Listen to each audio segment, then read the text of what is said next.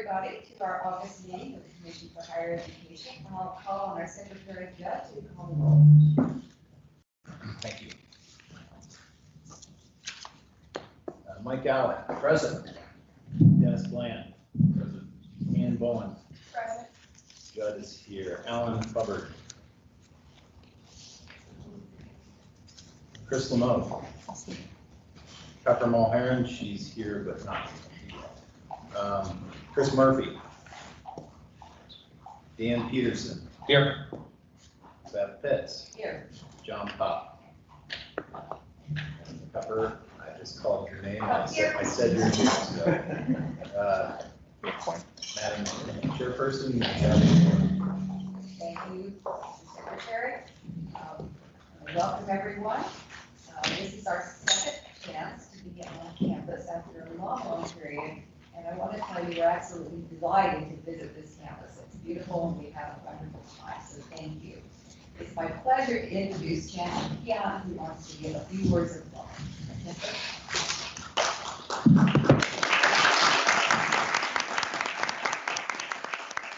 thank you all very much for being here. And on behalf of the students, faculty, and staff of the university, we thank you for choosing to come here. We all know how important you are to the state and how important you are to our future success. So having you here, having the ability to let you see what happens when you make these important decisions, I think is very important and relevant to us and to you as well. So we hope that you continue to have a good visit with us. And are truly excited about the fact that you're here and look forward to your next visit. So thank you very much.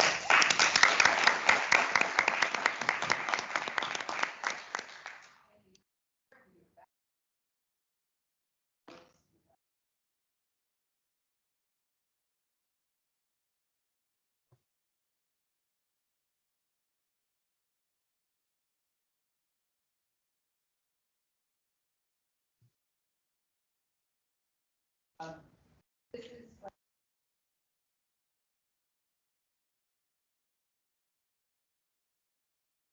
part of a 20 hours program. I recently graduated from this year with a bachelor's.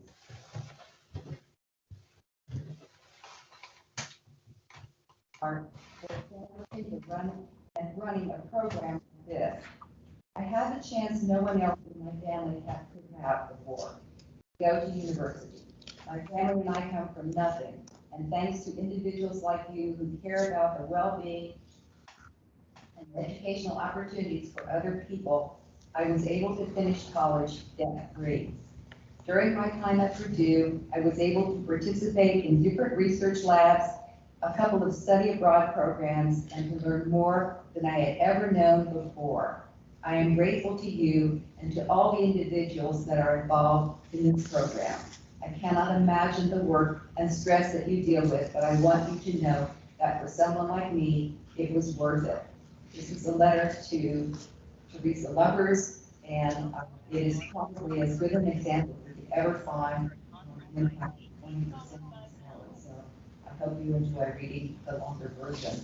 But we certainly wish him well, and I have a feeling that we'll be hearing about him some more. I just want to take a minute as we begin to transfer over to say thank you for, especially to the staff for the support of me during our year of my chairship, which took place virtually. So it was an interesting experience. It had a few technical difficulties, but for the most part, thanks to Liz, we got through. So thank you, Liz, and thank you all the staff, and thank you commissioners for working with me during the year. As we transition to our leadership, I wanted to say a few things about what we've been discussing about our officers and their terms. We've certainly seen support, I think, all of us, for considering a 7-year term for officers. The bylaws don't have anything specific to say about terms, so we are free to do whatever we want. We have a nomination process. I'm not sure we always are familiar with it. We have a nomination process. 4 board members, 1 from each class. So each year that is reviewed. But I believe we are in agreement that we will move to a model where officers will be elected to serve a one-year term with the expectation that the officers will serve a second year in that term unless circumstances change that. And in that way, we go back to the nominating committee for another name. I think we are comfortable with that, so beginning with this next set of officers, we will move in that direction. There are many reasons why that's a good idea, and continuity is certainly one of them that I think will be a great help to both staff and to commissioners. So with that, I would like to propose this year's officer slate. Each year in August, the commission selects a new slate of officers. This slate was created by the nominating committee, consisting of one member from each class, as you said.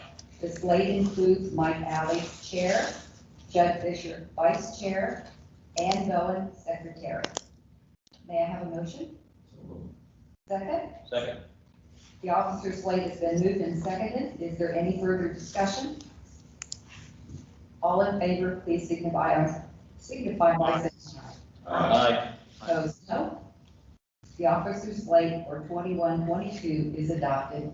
I pass the gavel to Mike.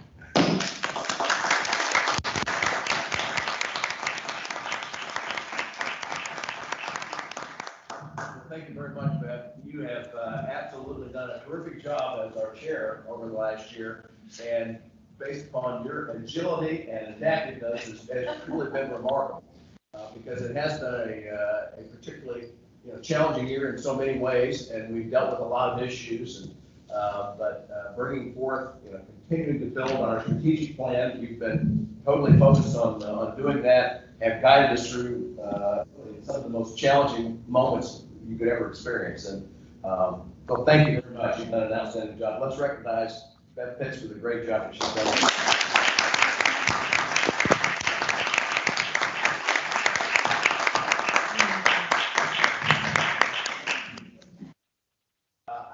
Just comments I'd like to share is I'm really humbled to have the opportunity to serve in this role. As we were having lunch today, we were introducing ourselves and talking about the years that we've served on the commission. And we have some tremendous experienced tenured members that have been well in excess of 10 years in several cases. So I'm humbled to have this role and to work alongside this talented group of people. I'm also extremely pleased to be able to work with Teresa Lovers, who has just done an extraordinary job as commissioner, leading us and really having such a dramatic impact, not just on Indiana, but really across the country, and impacting not just the Commission on Higher Education, but really the entire workforce issues that we deal with in the state of Indiana. So I'm very pleased to be in that role. I'd also like to thank Judd and Ann agreeing to serve as vice chair and secretary as well. A great group of talented people that I know care deeply about the mission that we're involved with and what we're doing. So I'm very excited about the opportunity, and what it really came down to is they decided if I'm going to be chair for a year, I might need a second year to really figure it out. That's what it's designed to do. So I appreciate the opportunity to do it, and hopefully I'll survive both years. With that, let's go ahead and begin the rest of our meeting. And we haven't had the opportunity to. Well, one other thing I would like to do. Two other things. First, as you know, Trent Ingberts was a previous faculty representative, and Trent completed his 2-year term. And we actually have heard from the governor's office that Dr. Edward Berger, professor of engineering education, mechanical engineering at Purdue University, West Lafayette, has been selected as our new faculty member. The governor's office will soon be coming out with a formal announcement regarding that, but just a few days. But I wanted you to be aware of that. So look forward to that. Also, just from the rest of our commission, we do have 3 committees, and we'll be working with Teresa and Liz and the rest of our team here to identify those committee memberships as we get everybody completely back on identify the additional member and committee assignment. So that's what's coming. Well, since we're in person, we now have an opportunity to go back and have our public swear. Right. Oh, I'm sorry, it's commissioner's report. I'm way ahead, tell Orange. I'm on right here by your Yeah. side. After a comment. I only want to do this because I want to have a chance to both welcome you, but begin first by saying thank you to our outgoing chair, Beth Stitz, who has not only been an extraordinary leader for the commission, but an extraordinary leader in higher education throughout her whole career. So this is a singular part of a chapter in higher ed, and she has such broad experience in higher education, but I was always impressed by her ability to use that experience, even though it was gained in particular institutions, to then put on a hat to have to think about higher education at a statewide level. And that's not easy to do. And so she did it with such wisdom that we benefited from her leadership so many times in so many ways. So thank you so much. It's been a pleasure to have you in this role. And of course, I want to welcome my good friend Mike Alley to this role. He's just been an extraordinary leader as well, and brings a wealth of experience. Certainly, his business acumen is second to none. Had all kinds of experiences, including currently having his own company. But he also has higher education experience, been very associated with Indiana State as a board member there. He's had actual experience in state government, having worked in state government as well. So he's worn multiple hats, all of which will serve him well in this role. So we look forward to having you sit with us and work with us, and really looking forward to having this be a 2-year term. I think it will give us the opportunity to have greater continuity in the leadership, and welcome both Judd into this role back again as an officer, which he has been before. We're delighted to have Annie Bowen serving in this role. I don't know that we've ever had a student serve as an officer before. And so we thought this was, while she only will be able to do it for a year in this case, we thought it was a great opportunity for her and a great opportunity for us as well. So welcome to all of you. It's been referenced a couple changes about board membership and reappointments. The governor's office has informed us that they are kind of backlogged. They have lots of commission members and boards that they are assigning people to, but have assured us that we will know prior to our September meeting the filling of a couple slots that have been vacant for a while here. So we look forward to announcing those names very soon. While not with us now, we would like to use this time to officially welcome President Whitman to Indiana University as well. I know we will have a chance to meet with her at an upcoming meeting sometime very soon, but it's clear, I've kind of been watching her, and it's clear she's hit the ground running, and we look forward to that partnership that will continue that we've had with Indiana University always in the past. I want to highlight another institution that you may have been reading about in the past week or so, and that's Indiana State University. They announced a major new initiative last week, which is worth noting, I think. I'm sure most of you in this room, because you're higher education nerds, know about this, but basically they announced a new initiative called the Indiana State Advantage. And it has 3 components, all of which I think align seamlessly with our strategic plan as well. The first is that every first-time full-time student can apply for up to $3,000 for educational experiences outside of the classroom. We talked a lot about career alignment, experiential education. This could be an internship, study abroad, research, or a service project. The second is that eligible students will be able to finish a bachelor's degree in 4 years, or the rest of their tuition is free. And 3, after the aid is calculated, ISU will make up any difference in tuition costs for Pell grant recipients who had a high school GPA of at least 3.0 and are in good academic standing. Again, I mention this because I do think it shows, again, the partnership that we have with our colleges and universities around, especially the issue of affordability, which is really noted in this. A couple other items. As you know, the commission benefits from having both AmeriCorps Vista and Scholar Corps members who help us with our work, both internally as a member of our staff or as ambassadors on college campuses. And earlier this summer, we received notification from Serve Indiana that Scholar Corps AmeriCorps program will be funded for the 10th year. We'll be hosting 25 members for 2021-2022 fiscal year on college campuses.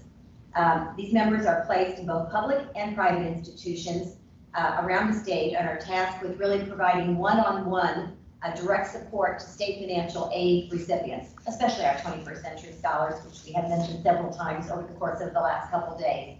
Each year the program serves about 4,000 students, so we will be welcoming those folks again. We know our scholarship programs make a difference. We heard Beverly Pitts read the letter earlier, and I'd like to read just a short note about another scholarship program which was shared with us. from a gentleman named Grant Kaufman, who is a recipient who is from Bremen, Indiana. He wrote, "I want to express my incredible gratitude for your generosity in granting the Future Hoosier Educator Scholarship in the amount of $30,000 for 4 years. It was an incredible gift and will pave the way for me to live a debt-free life, making a difference in the lives of the students I serve. I cannot wait to pursue my academic career at Purdue University, where the scholarship will give me the freedom to focus on my education. Thank you again so much." I mentioned last night in my remarks the partnership we've had with the General Assembly and our deep gratitude to the General Assembly for their continued and sustained support for financial aid. I think both of these letters show in a very personal way why that's important. As you know, I've been trying to honor the 50th anniversary for the Commission for Higher Education at each of our meetings this year. Today, I recognize the service of Clyde Engel, who was Indiana's 4th Commissioner of Higher Education. He came to Indiana from Minnesota, from the Minnesota Office of Higher Education, and served for nearly 12 years before retiring. I believe he retired to North Carolina. According to some of his Minnesota colleagues, we learned that he would relax after a board meeting by heading to the Boundary Waters and camp out with his family for the weekend. When I heard that, I thought, I think I need to find a better way to unwind after these meetings as well. You may feel that way too. I read a quote from him when he announced his retirement from the Commission for Higher Education in 1995. And he said, "As for the future of higher education in Indiana, the Commission and universities need to quit maintaining the status quo. The parts need to work together to achieve one purpose. I hope we've done that better around that shared purpose of increasing student success since Clyde left." I also would give Ken an opportunity, since he was the only one here who actually had the opportunity to serve with Clyde, to make a comment or two. Right. Just to pick up on the status quo question and Clyde's encouragement to move beyond that. Thinking here of transfer of credit, and back in those days, in fact, in 1990, the academic affairs staff did an analysis of then the Indiana Vocational Technical College, now Ivy Tech, and at that point, virtually no credits transferred. But it was on Clyde's watch that the commission took the first steps toward encouraging transfer, and the General Assembly in 1992 passed a bill which, in a very primitive form, began us down the road toward the core transfer library, and so that all took the first very tentative steps under Clyde. In addition, that was also when the first attempt at mission statements were produced. To pick up on your way Clyde relaxed, I also remember a few occasions at the end of a very difficult week, sort of 4 o'clock, 5 o'clock on a Friday afternoon, when a bottle of Jack Daniels would be produced. That was a way to sort of end the week on a different kind of note. So, but anyway, Clyde was a great person to work with, and he went on to help construct a house in North Carolina with his wife, Eva. I'm sure that concludes our remarks. All right, very good. Thank you, Teresa. The minutes of the prior meeting are reflected in your books. Are there any corrections or changes to those minutes? If not, I would ask for a motion to approve those. So moved. So moved. Second. All those in favor, please signify by saying aye. Aye. Aye. Those are passed. Thank you very much. We do have an opportunity for a public square, and we've got a great panel that's going to discuss today with us about prior learning assessment. So Ken, if you want to introduce the topic a little further, as well as our panel members. Yes, thank you, Mr. Chairman. And if I may, just to offer just a couple of remarks to set the context for this discussion, just sort of prior learning. What is it? The prior learning part obviously refers to some type of learning that really took place outside of the college classroom, where the institution was not providing the instruction that led to the mastery by the student of some competencies.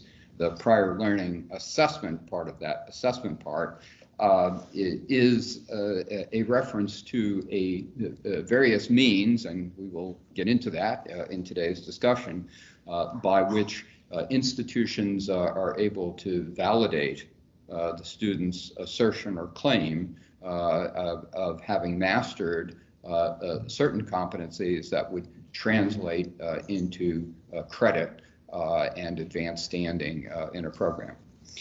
So, among other things, the panel will discuss some of the various approaches that institutions take toward a prior learning assessment.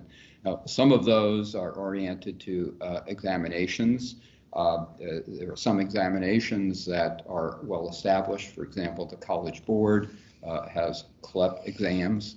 And actually, advanced placement exams would also fit into this. We tend to think of PLA as applying to adult students, but the AP exams, I think, could be considered prior learning because the student was not taking a class that was taught by a dual credit instructor.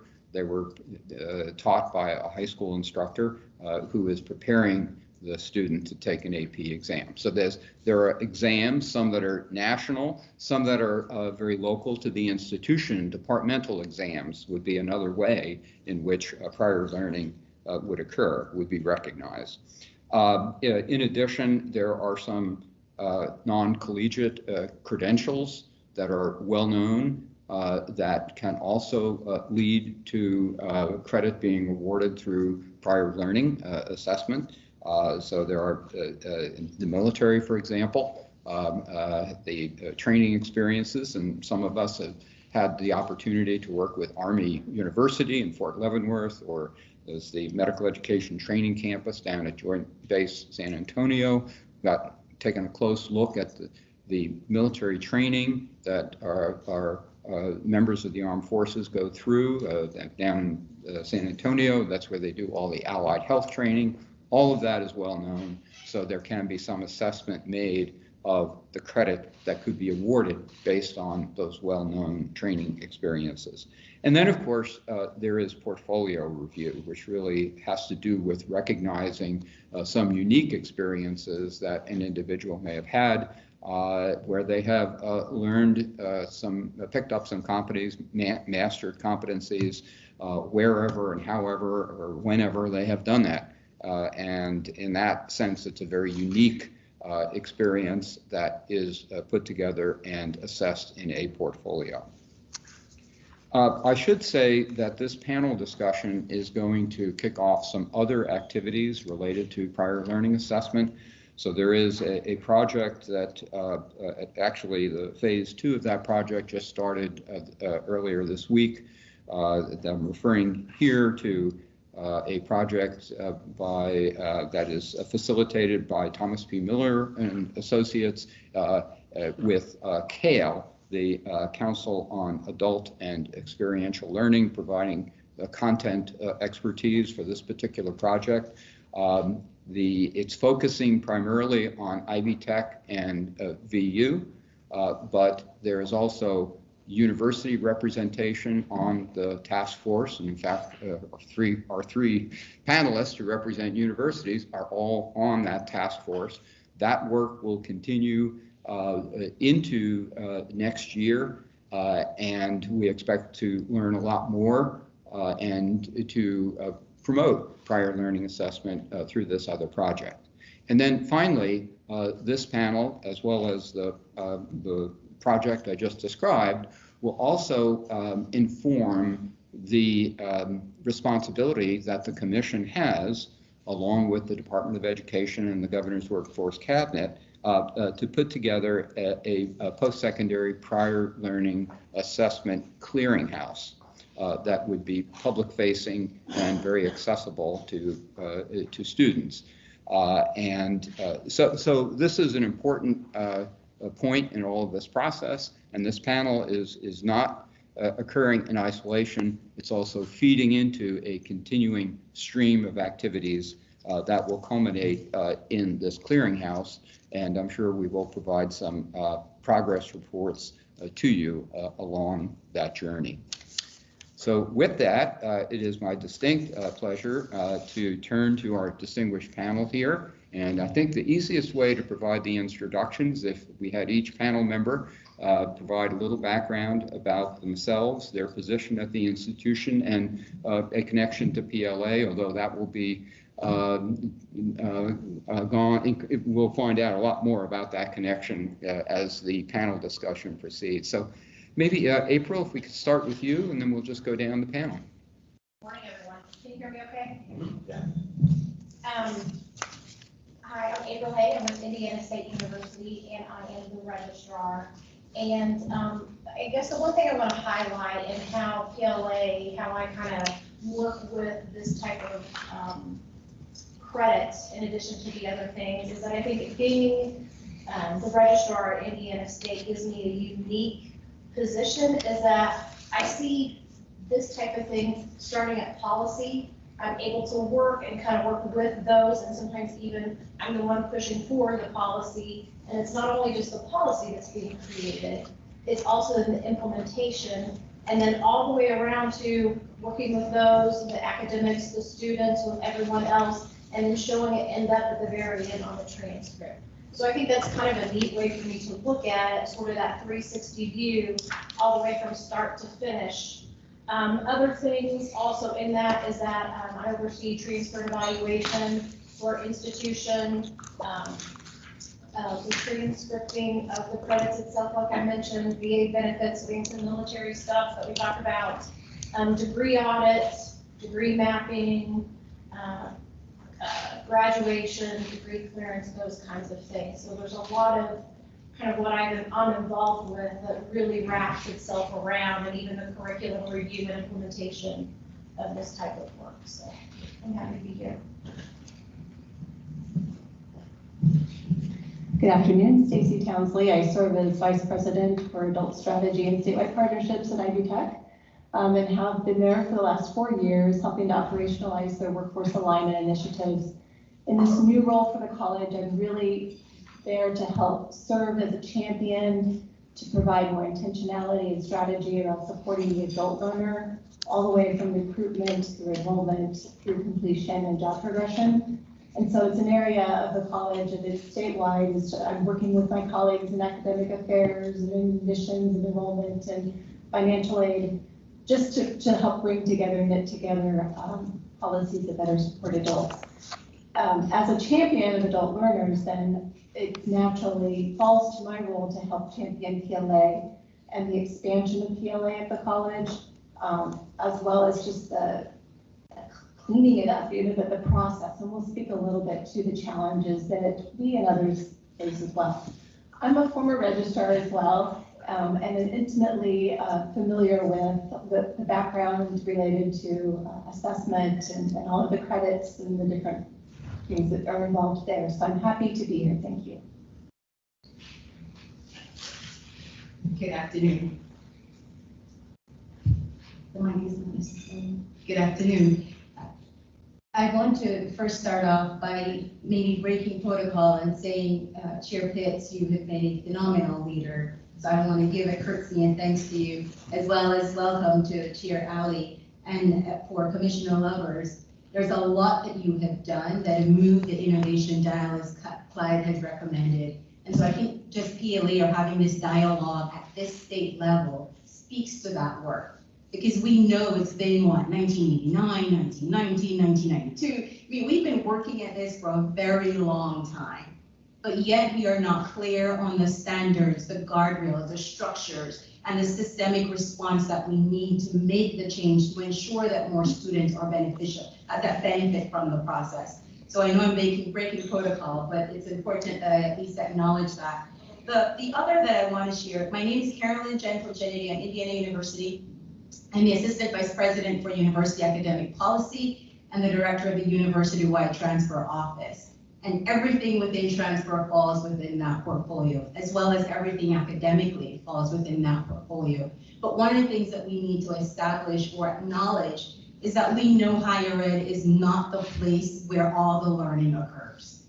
We are clear with that, and we know we must be partners with the society, with the state, with all the other industry partners who are offering such credit, and acknowledging it in a way that we can allow it to be recognized, that it could be transcripted, that the students can then have speed in their degree process or their degree goal. One of the other things that I want to make sure that we talk about is the value conversation that's going to take place when we talk about prior learning. And some of you have heard me about this already, but for four-year institutions, it makes sense for us to bring in a large number of credit and help students. But it also a value add for us as we align with mission. So we don't want to bring in so much that we make ourselves obsolete. We want to recognize the student for what they're bringing, that it connects to their degree and their degree credential, but at the same time that there's a separation between learning and skill. So we know a lot of the industry personnel brings skill, and we can acknowledge the skill, but we also know pedagogically that there's learning that needs to take place to ensure that that skill is applicable to what they want to apply. And I think in our conversation today, that's one of the pieces, if we can rest on or dialogue more about, we can see some huge improvements.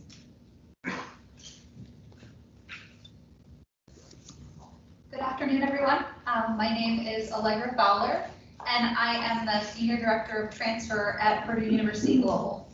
I've been in this role for about 15 years, working in the Office of the Registrar. I actually started as a transfer credit evaluator, pulling transcripts out of a folder somewhere and figuring out which credit the student could receive.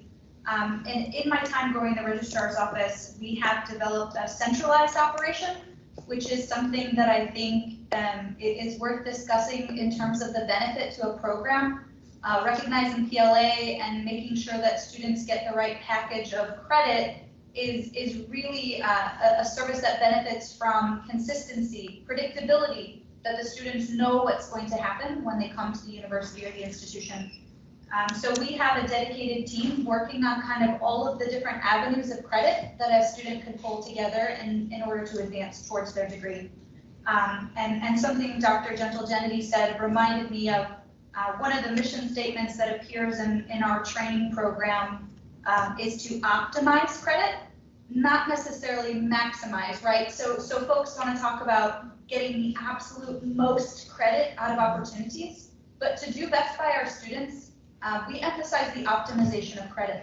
Where are we going to dial the student in so that they don't have to repeat anything that they've learned, but that we set them up for success in their programs at the university, and that they are going to be academically solid where we land them. And we consider that to be our core responsibility, is optimizing credit. And then leading on Dr. Tomsley's comments, being in a position to advocate kind of systemic guidance back with our academic deans, how can we do better in this space? I think is part of our roles as leaders, because transfer credit and PLA aren't going to take care of themselves unless somebody is there knocking on the virtual or literal door saying, hey, how are we going to do this a little bit better? What does this mean for our students? How can we utilize this? And so I consider that a large part of my role. Well, thank you very much for those introductory comments. We have about 5 questions that we will try to get through, with each panelist providing some input on each one of those. And then we thought there would be some time for questions at the end. But of course, if commission members have a desire to break in with a clarifying question, of course, please do so. So with that, the first question deals with the principal ways that a prior learning assessment takes place on your campuses, and each campus has multiple approaches. But by kind of prior agreement, each panelist will emphasize one of the principal ways in which PLA occurs. And I think the order that I have is we'll start with Stacy, Carolyn, April, and then Allegra. So Stacy, could you start this conversation off? What are the principal ways, or an especially important way, that PLA takes place at Ivy Tech? And I'll try to phrase this in a way that doesn't make it too repetitive for other folks. But really, Ivy Tech looks at prior learning assessment under the umbrella of credit for prior learning. And there are 3 main buckets. And one of them is certification and training. The other is credit by exam. And the third is the PLA portfolio process. And as we discussed, I will focus on the certification and training. Ivy Tech actually is nationally recognized for having a pretty lengthy certification and training crosswalk, where we have identified I think, over 45 programs and 300 plus areas of certification and licensure and employer training that would directly crosswalk into one or more courses in a targeted program of study. It's extensive, but we actually know we could do a lot more. For example, when we talk about certifications, industry recognized certification from the Manufacturing Standards, Skills Standards Council, MSSC, they have several certifications that are actually embedded within our certificate and associate programs. But if someone comes to us with that industry recognized certification already and it's current, we will automatically then allow them the credit towards the courses that prepare that student for that certification. So that's one example. Training, we mentioned military, ACE evaluated, American Council on Education evaluated training, we accept that. That includes the military. It also could include employer-specific. McDonald's, for example, has a whole host of trainings under their management university. Let's see. I think those are some examples, just to give you a flavor of the type of crosswalks that we've developed. Carolyn? Stacey. The portion that I was asked to focus on was what happens, what other things happen in the university in evaluating credit. And for us at IU, we do some of that, but we recognize that the college will do more. So Ivy Tech as a college will do more of the training, and as a university will do more of the educating. Within that context, we have challenge exams, one-on-one oral exams that's also done. There are interviews. What's popular, at least a common one, which many of you from business may be familiar, is the in-tray exercises, where they're given real-life examples from what happens in the field, and the students are able then to demonstrate or respond or share that knowledge. We also have the student test, performance evaluation, and the performance evaluation, again, when we're putting it as a broad umbrella over education, we're like, we're not sure what that is. But when you put it within context, like for instance, our Harris School, where they must bring a portfolio of their work, or when we put it with theater, and they must be able to demonstrate a story or be able to show something in theater. So there are many variations within that. So there are role play, simulations, licensure, certificates that also take place. But we also have portfolio assessment. And within the portfolio assessment, we give that responsibility to the academic unit. The academic unit then identifies an individual that will evaluate that credit for knowledge as well as skill, and where there's an exam or a modular way to test out, then that student may be able to test out. But most of these are within a credit-bearing course-based evaluation.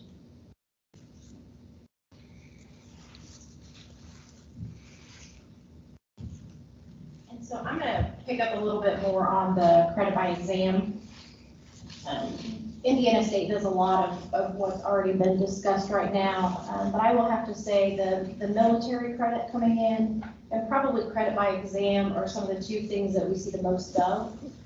That's being communicated during orientation when students come in.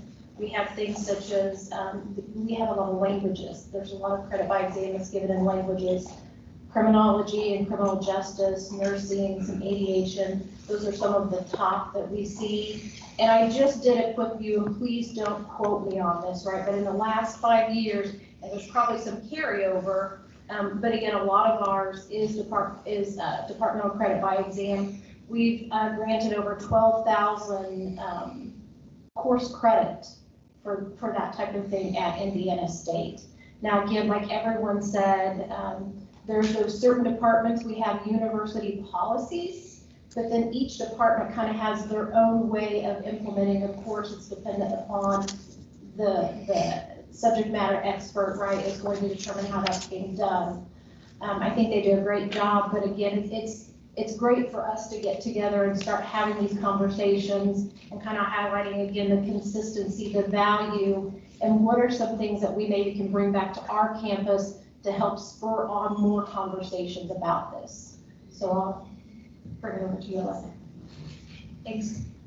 So I'm going to actually highlight a different portion of PLA. So At Purdue University Global, we have portfolio, we have challenge exams, external exams, and credit for certification.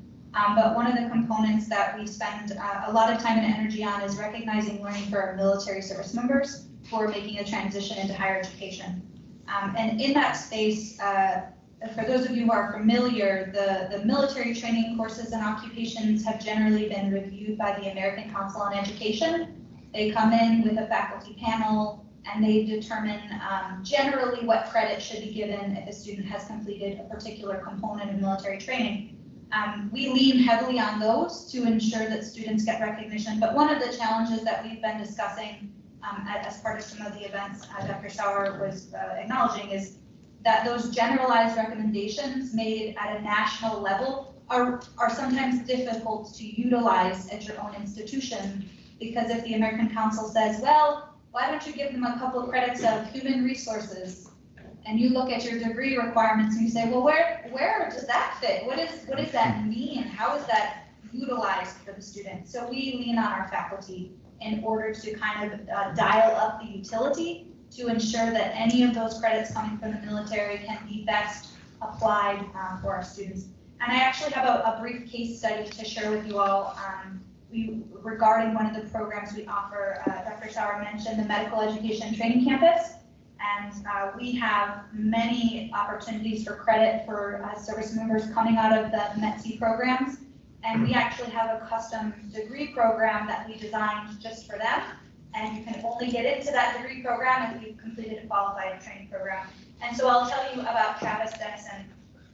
Travis started with Purdue Global in January of 2019. He had already completed the Army 68 Whiskey. You'll hear that one a lot. It's a very popular training. It's the Field Medic Healthcare Specialist. So there's thousands of service members who go through that program every year. And by the time he came to us at Purdue Global, he had already advanced in the Army from a skill level 10 to a skill level 20 in that occupation area. He had also attended a couple colleges. He had some kind of loose change of credits he hadn't yet capitalized on. And so he enrolled into our Associates of Science and Health Science program, and he completed that program after just over a year. He had to stop out due to his military training, which I'm sure my colleagues understand is a very common occurrence for our service members. We have some flexibility there to get him back in his program when he was able to keep him moving. He stacked into our bachelor's program. We've designed our programs so that they relate to one another. And now he's actually in his MBA. He just started in May. He's continuing on to a graduate degree. And here are a few comments from Mr. Dennison. I've been with Purdue Global since before I had a degree. All this time, I achieved a Bachelor's of Health Science, and I'm working on my Master's of Business Administration with a concentration in public health management. My future goals are to become the CEO of my local hospital and assist in medical care with our specific demographics.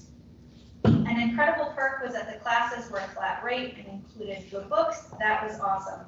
The military during basic training goes over how some colleges accept military training for credits. I called up an advisor who told me I could get enrolled in less than a week, and I was so pumped. I'm a single father who was very nervous about college, as I had gone to 2 others before and had to leave for personal reasons. Purdue Global made it easier for me to treat this as a night school. I do all my homework and seminars while my child is asleep. That sounds lovely. The last 2 years have helped me develop my pathway in all ways: military, college, and civilian life. After finishing this degree, I plan to move on, gaining my RN, using Purdue Global to assist me with it. And my college experience has been a great challenge, but I would not have completed and molded my goals without this college's ideas and guidance. And that's just a statement that when we can meet service members where they are and acknowledge what they already know through their military training, we're all in a better place, and certainly they are as well. Okay, thank you very much. The next question, and let me pick up on the comment that Allegra made about ACE being national recommendations, but sometimes you have to adjust those. So another national resource that is available is CALE, the Council on Adult and Experiential Learning. And CALE, which has been in the business of PLA for a long time, has developed 10 standards for assessing learning. And in fact, These, I believe, were reproduced in the agenda book following the cover page for this discussion. And I wonder, Allegra, if we could start with you on this question. We'll skip around for the remaining questions. But could you comment on these 10 standards for assessing learning that CALE has produced? How valuable are they to Purdue Global? How do you use them? Yeah, so the CALE standards serve as a backbone for our various modes of recognizing PLA. So as we said, there are a couple different ways you can approach PLA based on whether you're trying to create an opportunity for credit that's sitting on the shelf when the student gets there, like certifications. If we can establish credit for a national certification, every student who comes there can pick that up off the shelf and go with it. And then we have other modes that are more reactive and must be evaluated at the individual student level, like portfolio and a challenge exam. The two standards that I would emphasize on our side would be there is an assessment standard related to making sure that the determination of credit awards and competence are made by the appropriate subject matter experts. And I think we've all mentioned that, well, we consider our administrative roles to be incredibly important. The faculty are actually in the driver's seat when it comes to all of these opportunities for credit. So in all of the modes of PLA at Purdue Global, we're leaning on the faculty. And I've found that having administrators right next to them, kind of with a guidebook and a rule book, and we even have folks who just do the organization of materials so that our faculty don't have to do that. We present them with a package, but at the end of the day, faculty have to lead the conversation because they are the ones who know where a student should be positioned in terms of the credit that they should receive and having knowledge. And then the other standard on the administrative side is that institutions should proactively provide guidance and support for learners' engagement in the assessment process. At Purdue Global, we actually have a class that the student takes before they are eligible to submit an experiential learning portfolio. Back when I started in the registrar's office, we were kind of photocopying 3-ring binders and mailing things around the office to try to get students' credit evaluated. And we found that there was a lot of inconsistency in terms of what the students produced to provide evidence of their learning. And so we actually developed a single elective course that students take, and it teaches them a little bit about the CALE standards, a little bit about PLA, and it says, hey, if you want to get credit for classes, here are the things that you need to keep in mind, and here's how you have to do that. And we have found that class is a great benefit. We offer it both as an elective. We also often, if you all remember the term MOOC, Massive Open Online Course, we also still have it as a MOOC that students can take self-paced free of charge if they just want to learn how to submit a successful portfolio. Other panelists. I would definitely say that the 10 standards for assessing learning are something that we strive to reach for, but that we've not fully implemented to the fullest degree. That's just being honest. I think we could look to, as Allegra said, the focus on the subject matter expert and assessment and having the faculty involvement is key.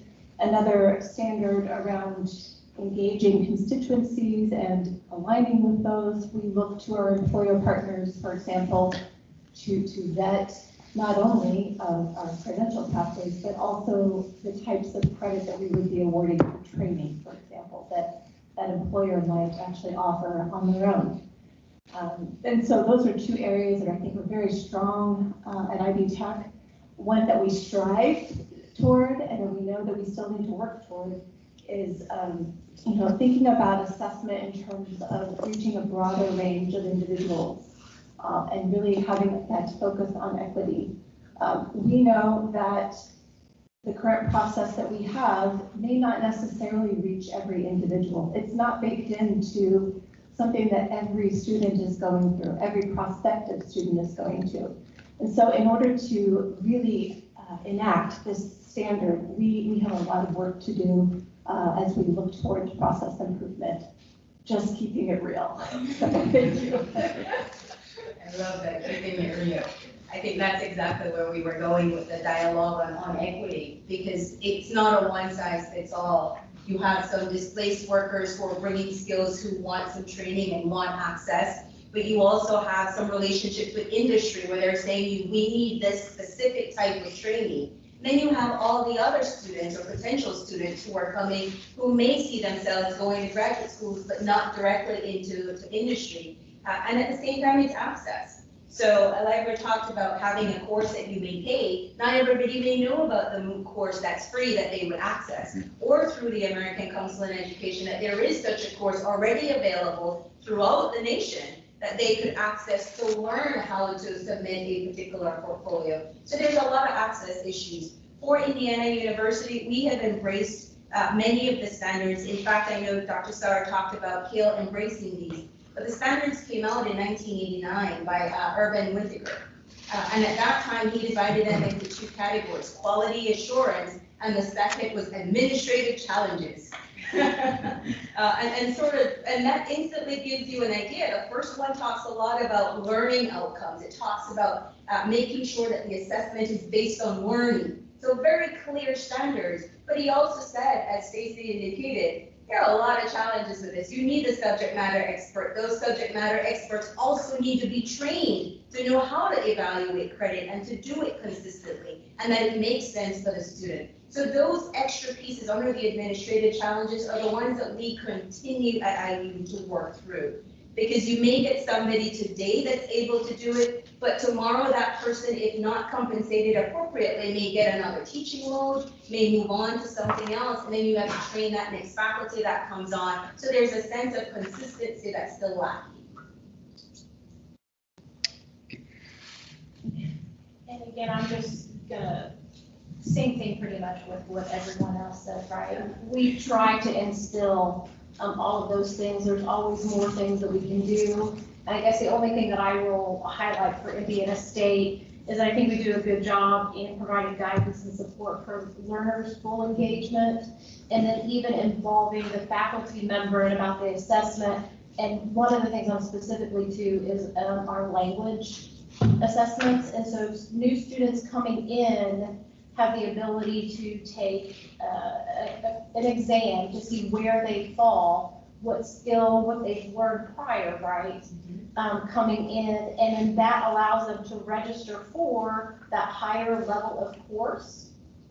If they pass that successfully, then they get all of that credit, and there's no fees for this particular placement credit that we do. So I just wanted to highlight that. And again, I think it just goes to show you that there's so many different things and things probably the four of us haven't even experienced that could be out there that we might figure out in the future, right?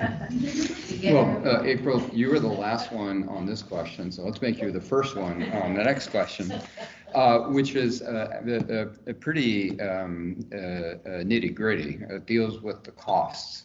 What are the costs associated with PLA, and does this vary by assessment method? Does it vary by the number of credits that might be awarded? And particularly for registrars, is there a difference in the fee? Is there an assessment fee and a transcription fee for getting the credit transcripted, or is that all one? I'll say, I guess I'll start out. So in general PLA, there is a 25% of the course cost to Indiana State. And this is assessed to anyone who wants to take that. So regardless or not of if you pass, that is the cost of the assessment. If you pass, you get the credit. If you don't, unfortunately, you don't get the credit. Where I was going with that, though, and it kind of then goes back to some of the things we were talking about in the beginning from a consistency standpoint, what I was just talking about and about our what we call placement credit, there isn't an assessment fee. And then there's some things such as some military credit, and you were talking about AP scores. that we consider, and I'm going to use quotes, sorry for this, it's maybe inappropriate, but as transfer. So as long as somebody else has said that this is where they are, this is what the score is, we already have a crosswalk that says you get this credit, and it just comes in as transfer. So I think this goes to show you that we do a lot of different things, not only just within our institution from a fee perspective, but even what we consider PLA and the different types and how that then sort of crosses into what about the learning that happens at other institutions that I think has to be part of this conversation as well. At Ivy Tech, we do have, most of the PLA is free. The crosswalk, you do not pay to have credit crosswalked over. However, if you were to take, let's say, an exam, you would be paying the fee of the third party, the CLEP, the DSST, the AP, and then the college itself does charge a nominal $20, I think $20 to $30 for those fees. So the exams do have a cost. The other cost is if a student were to submit a PLA portfolio, they would be charged $50 per portfolio, regardless of the number of credits. So it's the assessment of the portfolio itself that we charge for. And there is no transcription fee. Establish the protocol as they did it. But for us, it's pretty much the same. It's between $20 and $25 at IU for the assessment. So the regionals, I believe, is $21.50 specifically for their assessment. And if they bring in a portfolio process, again, irrespective of the credit, it's $100. There's no cost for the transcription.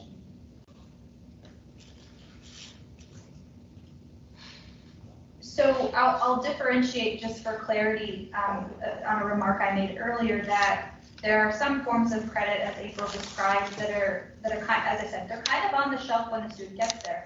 If we've already reviewed the Cisco C+ certification, we already know what credit the student can get. If they provide us evidence of the certification, they get the credit. There's no cost for that, and it is not reactive to the student's individual learning. We have pre-established the learning. We have pre-established the credit, and the student gets to take advantage of that. So from that perspective, all forms of learning that come to Purdue Global that have been pre-established, there's no cost. There may be a cost with CLEP or AP in terms of how that is administered outside of our university, but not at the university. Our challenge exams are $100 a course. Again, that fee is for the assessment, for the individual faculty member to review the learning and determine whether the student should get the credit. Our portfolio costs $1,500, but the student can petition for as many classes as they want in a comprehensive portfolio. We have a centralized online portfolio development and assessment system. It's a homegrown system where the student is essentially guided through the process of documenting their learning artifacts, the outcomes of the individual courses they wish to receive credit for. And it's a system that our faculty are directly integrated with. So when the student completes the portfolio, it shoots out requests to the various faculty SMEs. The faculty SMEs can then connect with the student anonymously to request additional artifacts, etc. And so ours is a little bit more costly, but it's kind of the whole shebang all at once, and it's a little bit more of a robust system. So, Allegra, if I heard you correctly then about the portfolio, there's $1,500 for that help the student put together the portfolio that will then be evaluated by the faculty. But you also said that could result in a range of credits. Can you have any idea of, let's say, what the maximum number of credits awarded through this process? Yeah, actually, in preparation for this panel, I reached out to the coordinator for that program and said, hey, how's it going? In the 2020 to 2021 year, we had over 500 students actually submit those learning portfolios, and the average recommendation was 7 classes. So although it is perhaps a little bit of a sticker shock when the student sees that cost, we actually have the metrics to back it up that it is still advantageous to the student to pursue that process. At Purdue University Global, many of our students are already working professionals. Average age is about 35. So many of our students have been working in industry for quite some time, and they have a lot of learning that has occurred outside of the traditional classroom. So we've actually found that process to be really kind of essential in an offering to students that, again, we don't want them to have to take classes for what they already know. Portfolio is one of our key ways to acknowledge that professional learning and get them set up for what should be their next classes at the university. Okay, thank you. The next question deals with the extent to which prior learning assessment, and particularly exams, but perhaps other means, would be specific to a particular unit or campus-wide. And Carolyn, you really are representing the entire IU system here, so I think you're the perfect one to start this conversation off. Happy to start and respond. Again, in 2020, actually November of 2019, the Higher Learning Commission recommended that all institutions must have some documentation or some policy around PLA. At that time, we met as an institution and talked about what we needed to do and how we would do it. We then agreed on a basic policy that says the unit or department faculty shall have a policy clearly defining the criteria, procedures, and maximum credit awarded for prior learning experience.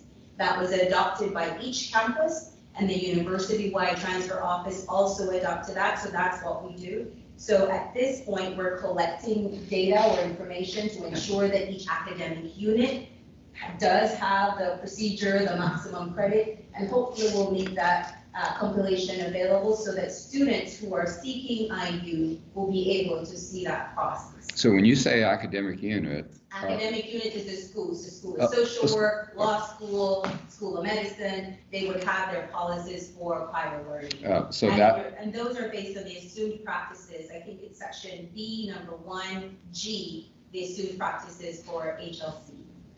So the school policy would apply to all departments within that school. Correct. Okay. And so could this vary? I guess maybe you're not sure because you're in the process of collecting data, but you've got 7 main campuses and you have, I don't know how many schools within those, but do you expect wide variation? We do expect wide variation, but like you indicated earlier, we have adopted the KL practices, so we're given guardrails about how well to operate. So we set the parameters and they can play within that general sandbox where needed. But we do anticipate some common conventions, procedures, and structures so that it would allow our registrars to do an appropriate transcripting. So for instance, right now, each credit, regardless of the academic unit, comes in as special credit. Ideally, if it's been assessed by the subject matter expert and there's a one-to-one match with the course, there's an expectation that it would have a course name or course number for which it comes in, so that if they transfer to another university, they would know what that course is. And that work is the work that's taking a little bit longer, because faculty don't necessarily want to give a one-to-one match. They'll acknowledge the credit, but not the one-to-one match. Mm-hmm.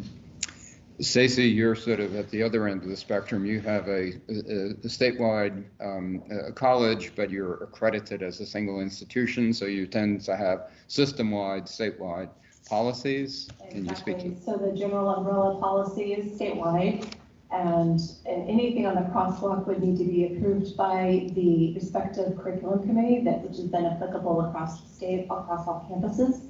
I think the variability that you see would be in that individualized portfolio, and depending on that student's major and where they're going to campus and who they know in terms of the faculty. And I think that's where we're seeing some instances where maybe some students have more opportunities than others. Again, that's an area that we're looking into. But in terms of trying to find and expand that crosswalk to make it as standardized as possible, I think that's one area of focus for us. Okay. April, would you care to comment on that? Yeah, I would say Indiana State, we kind of have we do have a university overarching policy. It tells, it defines what percentage of PLA credit can be given for a bachelor's degree, for graduate program certificates. So you can't come in and it has to still take some credit at Indiana State, right? You can't do 100% of PLA and you get awarded a baccalaureate degree. But one of the things that I think we're a little bit different is I think a lot of what we've done is where our faculty have come in and they've done a lot of that one-to-one. And so we are posting the actual course on the transcript, but there's then a notation stating that it was credit by exam or something like that to show that it was a different form of assessment. If the student didn't sit in the class and we don't post a grade, we just give them credit. It's a CR notation so that somebody looking at it, if they transfer somewhere else, they can tell what the learning objectives are. If they can go and look at that course, that they know that it was done in a different manner. So we're a little bit different that way. Allegra, would you like to comment on? I think I might have the easiest road on this one. We're quite centralized. As I described that portfolio system, any student in any college who wants to submit a portfolio has to go through the exact same process. And we try to keep that mindset on most of our PLA opportunities. I actually can't really think of an example where the process would be different based on which particular school or program that you're in. It is a lot of work to keep that train on the tracks, but since it is already on the tracks, it's easier than trying to pull all those things together. And so, yes, our PLA operations are pretty consistent. Focusing on the adult learner population, we have a lot of students who move between programs as the future becomes a little bit more clear to them.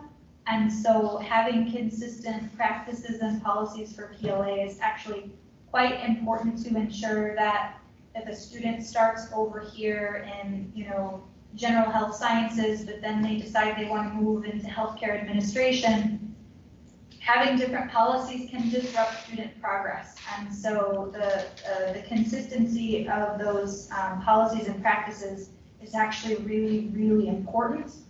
Getting the PLA out there in the first place is good and great, but then you've got to keep it there. You've got to keep it within the student's record. You've got to make sure that it's continuing to advance them towards their academic goals.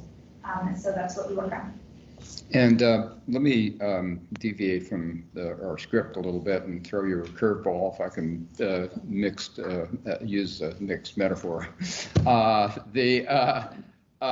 want to pick up on this notion of special credit and where credit would apply. So we've had, with respect to the remembrance of Clyde's tenure as commissioner, the reference to the state of transfer then. And Carolyn, I'm so glad you picked up on the way things are now. It's just dramatically different. And we applaud the institutions for working with the commission to make this, the transfer system we have now, one of the better ones in the country.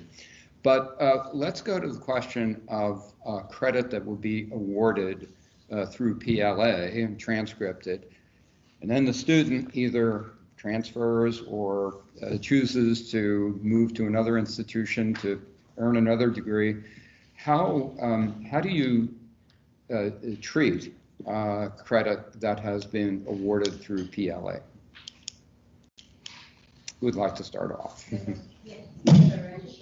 And we have great expertise from registrars here.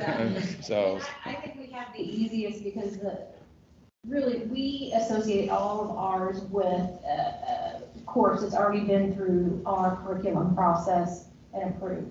So we have it much, much easier than what IU does. So again, it's more of whether or not the institution in which that student transfers to, knowing that it was done and assessed a particular way, whether they would accept it.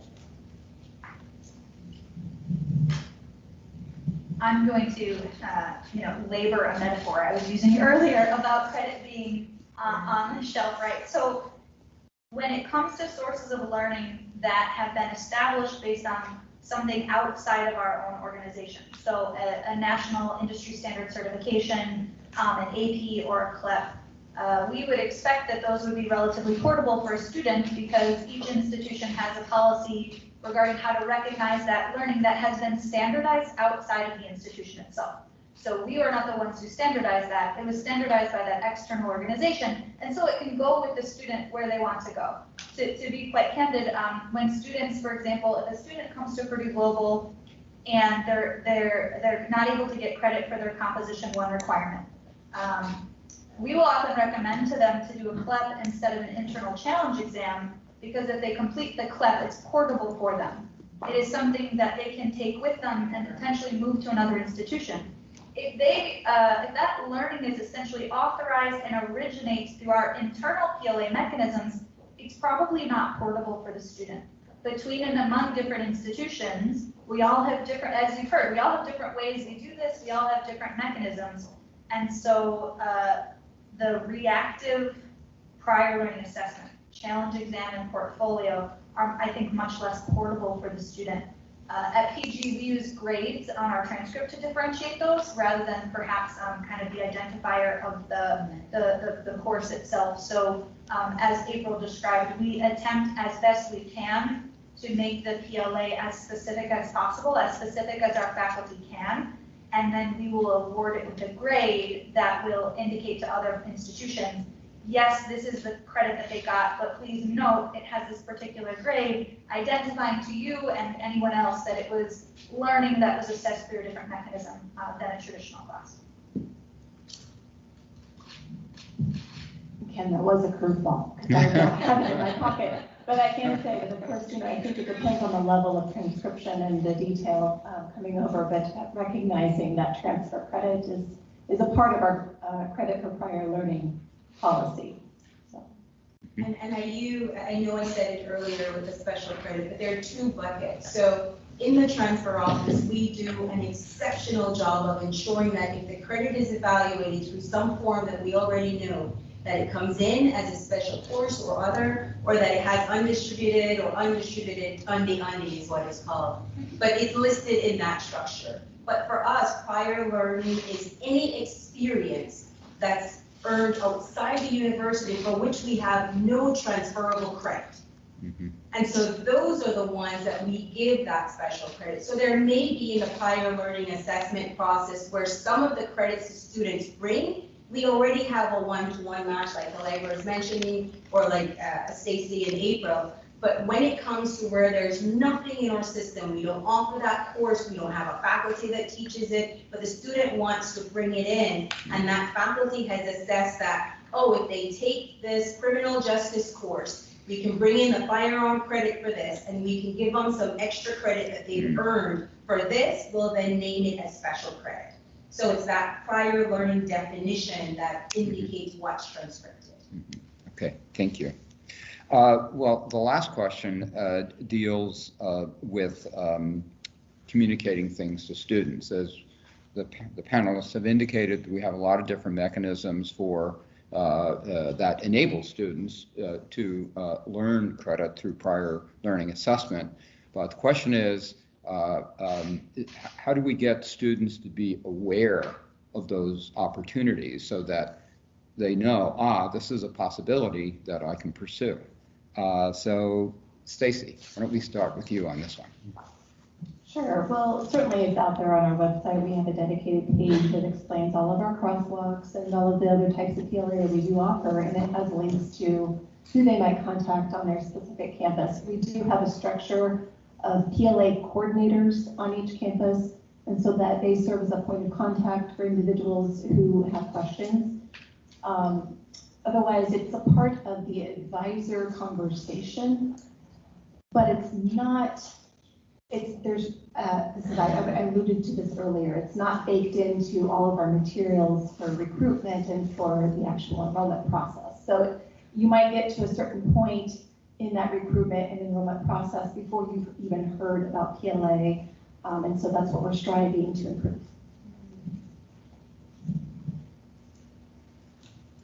Who would be next? I'll go.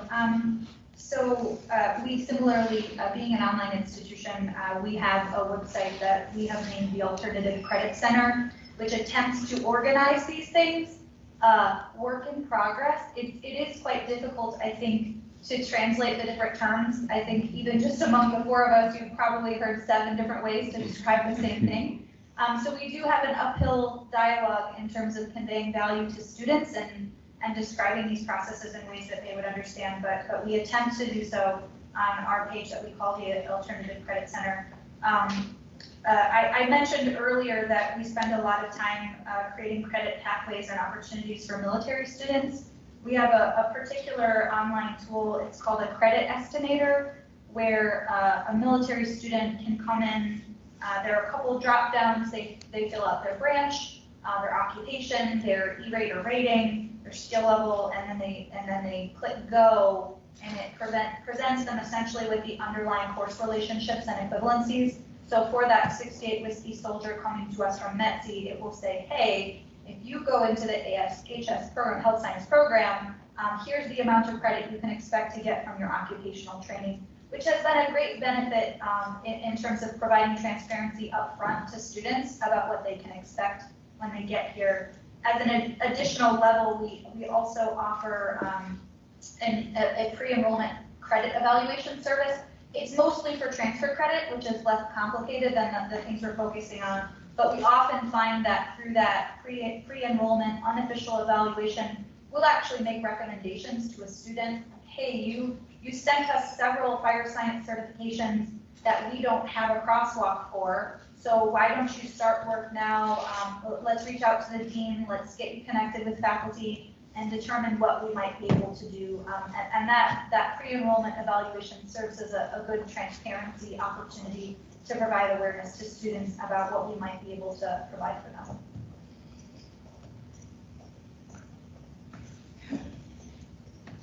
For IU, this is an area of growth, and that's because, again, it's spread over the academic units and throughout the process. But one of the things that we've also noticed, and maybe this is just being too vulnerable in the conversation today, but we have spent a long time focusing on providing access to information for students based on the norm. It's about the 80%. And we left up the nuances, that 20% to the academic units, the advisors, and all other. So there's a lack of consistency in what students can find on the website. Many of them have to go through multiple clicks to get to the information because it's not the front end, right? So when a student gets really excited and they get accepted, they go to the process and they get their letter. It says, you know, congratulations, you've gotten in. Here's what you need to do. And we expect that they will get A's, but we never provide them the what if you get your first F? What if you get your first C? Here's what you do. And that's what we're working on now, that what if option, and trying to make that consistent and make it available. It's part of the work group that we're engaged with now, and we're hoping that we'll get some good success from it. And I would say Indiana State's kind of in line with Ivy Tech right now. We've got a lot of stuff out on the website. We rely on the advisors. We do require, this is for undergraduate students, whether you're a transfer or a new freshman, you have to go through new student orientation, or we call it state startup now. And so that's where that conversation should occur. I agree we could do a much better at even the pre-enrollment. We're working right now on just, I call it a transfer refresh on how we're promoting and what we're providing even beforehand from transfer credit evaluation, and then the different types of PLA are kind of next on. How do we then ramp those things up and include it and do the same thing? So just a comment or two in closing, and then certainly welcome commission comments or questions. One, I just want to go back to the sort of some of the national exams, so the CLEP exams, for example. On the commission's transfer in website, Dawn Clark has a transfer portfolio, and she's the one that maintains the list of CLEP exams and AP exams as well, for that matter, so that if you get a 3 or a 4 on this AB calculus exam, that translates into this particular course at this at each one of the public institutions. There may be some differences in terms of the courses that it will translate into, but we do have everything listed there. We probably, this is an occasion to see how consistent that is and see if we can get more consistency from campus to campus in terms of how that CLEP or AP4 translates into a particular exam. The other thing, I just want to return to something I mentioned at the outset, which is this is very much a kickoff of a strand of activity that will run through next year. So we have the Thomas P. Miller Kale project that Stacy, of course, has been involved with in phase 1 because Ivy Tech was the focus of that. But all 4 of our panelists are involved in the statewide task force that is associated with that project. We have the commission's responsibility along with the Department of Education, the Governor's Workforce Cabinet, and I'd also throw in Department of Workforce Development to develop this post-secondary prior learning assessment clearinghouse. And I think this is a real opportunity to perhaps develop some policies here. I think that from the discussion, there is some room for consistency and clarification, and also communication, which is so critical. We have to make sure that students are aware of these opportunities, and that's something that we have to do better at the Commission, and I think all of our institutions would agree with that. So I just want to stress again that this is the start of what will be a long conversation, and of course, anytime we can hold up best practice, that's always a good thing to do. And with that, wonder if any Commission members have comments or a question. Questions? So, yeah, I've got one. Thank you for a great topic and great panel and great comments. Really interesting. So I have I hope I framed this right. I have a macro question in a sense that is, in my mind, thinking about the future of higher education in general. So if you, this morning we heard or saw statistics, and you continue to hear statistics of the value of higher education and the value of a degree, whether that be, gauged in your future earnings or in today's context, your lower likelihood of being unemployed through a challenging economic situation. You frame that message against what we've seen, over recent years around the cost of higher education. That student debt and all the issues. Is it really worth it? All these questions that come up around. Is that all those years and all that money really worth it? So if you think about that juxtaposed, I've read some about focus on self-directed education and self-directed learning, picking up some steam, and people saying, there's so much information available out there. I can build my own education in a sense, perhaps in a way that is a lot cheaper and a lot more targeted to what I really want to know and learn, versus having to go through a more formalized educational process. So my question is, this goes beyond the normal PLA, current learning assessment stuff, but how does that play into the future here of assessing and giving credit for learning, if you will, that is obtained outside of the normal setting? I realize how the military background applies, but as things move forward in this world we're in, I would assume that's only going to pick up pace, and how do you factor that into the future? Well, if I may start, there are 3 things that are occurring in that dialogue that you're speaking of. The first has to do with some of the barriers within which we operate, right? Mm-hmm. And within that barrier is residency standards and expectations. So we have to acknowledge that HLC has at least 25% must be completed on that institution for the student to earn the credit. And then you have national conversations that are going on, where you have the joint statement of 2017 with CHIA, ACRO, and ACE, where they talked about prior learning and said that it was important at that time and that we should give credit. But now they're asking for us to revise it because technology has changed, digital competencies have changed, workplace have changed. So when you put that together with the request about the value of higher ed, there's still a value. No matter what we do, there's still a need for learning and understanding to be able to operate in the society in which we live. The challenge, however, is there's a value add that comes with interacting with your peers. Think of a homeschool process, right? So even though that student may get all the knowledge and learning necessary, they miss out on socialization, they miss out on team building, they miss out on the ability to cover all of these same competencies industries are saying. Hey, we want good team players, we want individuals that can communicate, we want them to be able to problem solve. So even though somebody can cobble together the aspects that may make up a degree, they miss out on the socialization and learning and the pedagogical experience that one gets while in an institution. Mind you, I agree, it does not have to cost as much. And there's some opportunity to bring in prior learning credit. And as I mentioned before, some credits for learning and some credits for skill, or whatever that skill that they're bringing from the industry. But it must be a partnership. We cannot have just individuals saying, okay, I'll teach myself. Well, if you're teaching yourself, how are you assessing yourself? Are you setting your own criteria for assessment? So there's a lot that goes on there. The last piece I want to add to that has to do with the industry itself. So we have industry, so right now I think it's Walmart and Target that are doing a lot more partnership with developing. So they have free tuition, they're partnering with universities and say, can you build something for us? Makes perfect sense to align that because we know the need they have and what they want to meet. But there are a lot of individuals out there who still don't know what they want to be when they grow up.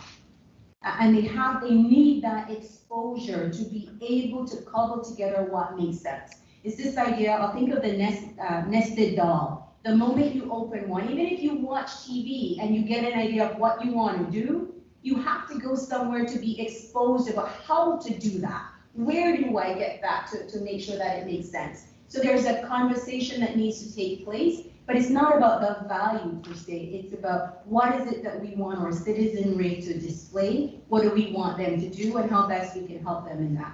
Colleagues? Yeah, I would like to build upon what you just said. Amazing. You really nailed it. I wanted to speak a little to some of the structural components of recognizing the competencies an individual has and how do you translate that into what higher ed can offer today via credentials. And it's something that I think we're learning at Ivy Tech and others as well in partnership with CALE. For example, I'll point to the work that we did over the last 6 months or earlier on in 2020 to develop occupational-based crosswalks where we are looking at declining occupations, identifying the competencies associated with those occupations, mapping those to promising occupations, where are the gaps, how do those align with credentials, let's just say at Ivy Tech, and where are the gaps that Ivy Tech could fill. That opens this door to the conversation of, well, then do you develop micro-credentials to fill in those gaps? How do you modularize your courses, your existing courses that have that broad, comprehensive component to them that's so valuable to the learning? How do you then modularize that to help the individual move forward quickly in those instances? So I think it's a lovely conversation to continue having. Thank you for the question. And I'm going to put on my registrar's hat here, so this is going to be a very narrow focus. They've said it beautifully, and I agree with everything that they've said. But I want to go back to the assessment piece. It's the individual that's cobbling their education together, and it's their assessment of how well they're doing. And I guess I believe in the spirit of, which I'm sure we all do, the power of more than one, right? The teamwork. Like I said, I think I made the statement before, even just being able to have the opportunity to talk to my colleagues here, it starts me thinking about other things as a single individual I may not have considered before. So there's that kind of value, I think. And just from a registrar, I would even consider or be worried about how valid we deal with forgeries a lot, right? So how valid is that? So I believe and support and think education is very critical. Yeah, and I didn't want to dominate the responses here, but I do think it's, in a kind of at a macro level. We sat here this morning and we continue to see the declining college going rate, some of these other issues that are impacting, and they all intertwine. There's not one answer. But I do think there's probably a bigger population of young people, and maybe I'm skewed by young people, one in particular, who I think believes fully that he can conquer the world by going to the University of YouTube. Really, and I think it's much more common out there, so that explaining the real value of higher education is just so critical that I think not everybody, they don't all believe it, I mean. And I only want to add, and this is more just what Carolyn said, I think YouTube, you learn a skill. Right. And there's more than just the skill. Yeah, and the only other component I would consider relevant from my perspective is there's this planning and efficiency component that is sometimes lost in translation. So today folks think, well, you get some industry certifications, that's really the way to go. But if there isn't a planning component, and if there isn't, we talk about it as stackability. If things are not going in a particular direction with a particular goal, it's still the same inefficiency that students perceive in higher education replicated in a new place. So if there isn't, what Ivy Tech has done in creating these pathways and crosswalks, I think that is how we can use PLA to address the challenges of cost, is by making plans rather than just saying, well, industry certifications now replace your introductory classes in these fields. Well, no, it might, but it might not, right? Like it might supplement, it might partner, but without the crosswalks and the PLA mapping, I think some students are going to be disappointed that what they thought was going to be the flashy way to do all this, it isn't going to get them where they thought it would go. Very good. Thanks. Any other questions, comments? Well, congratulations. That was a terrific presentation you all provided to us, and illustrates the complexity of what we're dealing with on all these issues. But let's give our panel a round of applause.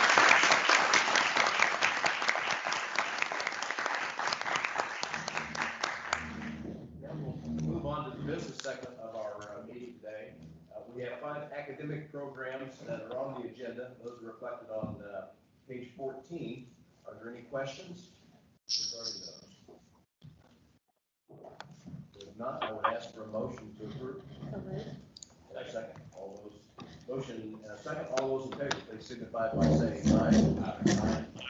Opposed, same sign. Thank you very much.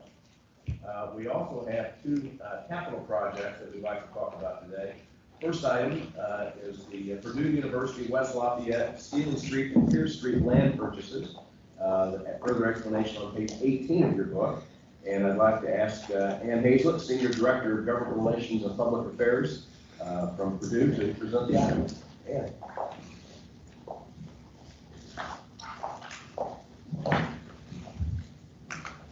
Good afternoon. It should line up, I think. Can you hear me? Yeah. Okay. Good afternoon. Thank you, Chairman Alley and members of the commission, for the opportunity to be here today. As mentioned, we are here to present 2 capital projects. Both are located on the West Lafayette campus of Purdue. And I will begin with the approval to purchase land located on Pierce Street and Steely Street in West Lafayette. Both of these properties, for some context, are adjacent to what is known as the State Street redevelopment project.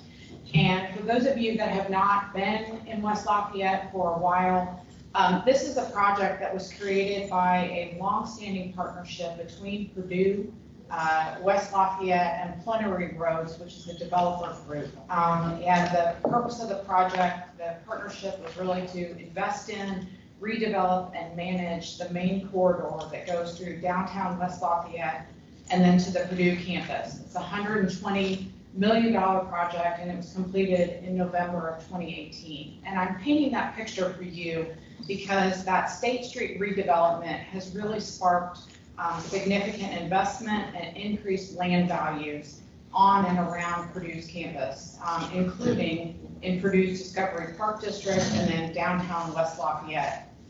The Pierce Street property, which again is adjacent to this redevelopment, involves 1.27 acres of land, and it includes 108 space surface parking lot as well as a residential building. The purchase price of this parcel is $6.2 million, and that is equal to its appraised value. The Steely Street properties involve 3.12 acres of land and also include 3 residential buildings and an apartment complex that consists of 2 two-story buildings. And the purchase price for this parcel is $13.4 million, which is again equal to its appraised value. This land acquisition will allow Purdue to eliminate 2 current lease expenses that we have, which total a little over $400,000 annually. And I think most significantly, long-term, these purchases would allow the university to own land in locations that are strategic and important to us. They were both identified as future opportunities for academic expansion in the 2018 campus master plan. So the total purchase price of this land transaction is $19.6 million. It would be provided through our operating funds reserves. I will note that the funding that is in this reserve bucket for this particular purchase, none of those dollars are state dollars or involved tuition. These are dollars that have come from investment income as well as indirect cost recovery. So with that overview, I'd be happy to answer any questions that you might have. Thank you, Ann. Alexa, would you like to share the staff recommendation, please? As Ann said, these properties are at important strategic locations on campus, and the purchase of the land aligns with their 2018 Giant Leaps master plan, which identifies these locations as potential long-term growth opportunities. So staff recommends approval of this project. Very good, thank you. Any questions? Would ask for Oh, Mike? Can you hear me? Hold on. Oh, John, yeah, I'm sorry, John, go ahead. Oh, I had questioned that. It's very, very expensive land, but obviously it's the appraised value. I was just hoping that the foundation would give Purdue a break, and not because not too long ago, I guess it was 2019, the church property was $77 a square foot, and this is quite a bit more, but you know, I'm sure that it's a fair price, but I was just hoping, and I know Chris Murphy and I both thought, wow, you know, being in the real estate business, that is very expensive land, and I just wondered if maybe the foundation might say, hey, wait a minute, we'll give you a break, because it's operating funds, which, you know, go to the for tuition. So anyway, the foundation apparently didn't want to were you give any particular concessions. Is that my Expensive land, he's wondering. am I correct? You can. And did you capture the? I did, Okay. yeah. Thank you for the comment. Would you kind of summarize the question? And then... Absolutely. We've had some ongoing discussion and understand the concern for the value of the land. It is very expensive property, that's why I tried to express the location and the context for being part of the adjacent to the State Street redevelopment. I think the concern that Member Pop has expressed is, why didn't the Purdue Research Foundation discount this land in the sale to us? And I'm happy to address that. Let me step back and say broadly, for those of you who aren't familiar with the Purdue Research Foundation, this is an entity that is separate from Purdue University, and it has a mission of supporting Purdue. Having said that, it is a nonprofit that is self-sustaining, and its officers and directors have a fiduciary duty to maintain that foundation's viability. Many of the resources that would come from something like this land transaction, PRF then uses to put back into economic development and other projects that benefit not only the university, but the region itself. And recent examples of that are landing a Saab and Rolls-Royce investment on our campus. The thing I want to highlight beyond that broad picture specifically is that the Purdue Research Foundation offered to sell the property to the university at its appraised value without opening any type of competitive bidding process. Had the university not decided to purchase this land at its appraised value, PRF would have opened a competitive sale and quite possibly gotten even more resources than the university will be providing. And then I guess the last point, again, I want to clarify is these are not operating funds that are paying for this. These are operating funds reserves. And in this case, the reserves are coming from investment income that we have received as well as indirect cost recovery. So there are not state dollars, there's not tuition wrapped into this transaction. Thank you, Ann. Other questions? All right, we do have a motion. That's on the table. All those in favor, please signify by saying aye. Aye. Aye. Aye. Opposed, same sign. Motion passes. Thank you very much. And then, Ann, second, we have the West Lafayette Wade Utility Plant Chiller set of replacement systems improvements on page 26. If you'd like to share more about that, please. Sure, this is asking for your approval for replacement of steam chiller number 7 at the Wade Utility Plant. Again, this is also at the West Lafayette campus. Steam chiller number 7 is at the end of its expected life. It's over 30 years old. And I think as important as the age, it uses a refrigerant that we understand will not be produced in the future. So we're expecting the operating costs would go up. So with that reality, we're seeking to replace it with a higher capacity electric chiller that is more energy efficient and will use a more readily available and environmentally friendly refrigerant. This project would also include improvement of the mechanical and plumbing systems at the Northwest Chiller Plant, again, increasing the capacity that we need on the campus. We believe that these improvements will help us to meet our chilled water demand with greater reliability. The estimated cost of this project is $12 million. It would be funded by operating funds, and we are hoping to start construction in August of next year with a completion date of March 2023. Okay. Questions? Alexa. The facility heat and generates electricity and chilled water to produce facilities, and as it's at the end of its life expectancy, staff recommends approval of this project. Very good, thank you. Questions? Do I have a motion? So moved. Moved and second. All those in favor, please signify by saying aye. Aye. Aye. Opposed, same. Motion passes. Thank you very much. Thank you, Ann. Next on page is 34, beginning on page 34, you have a wealth of other information just for your perusal, and you reference that. Are there other items of old business or new business which need to come before us today? I would just remind everyone that our next meeting is September 9th, 2021 at Vincennes University. We look forward to seeing you all there in person.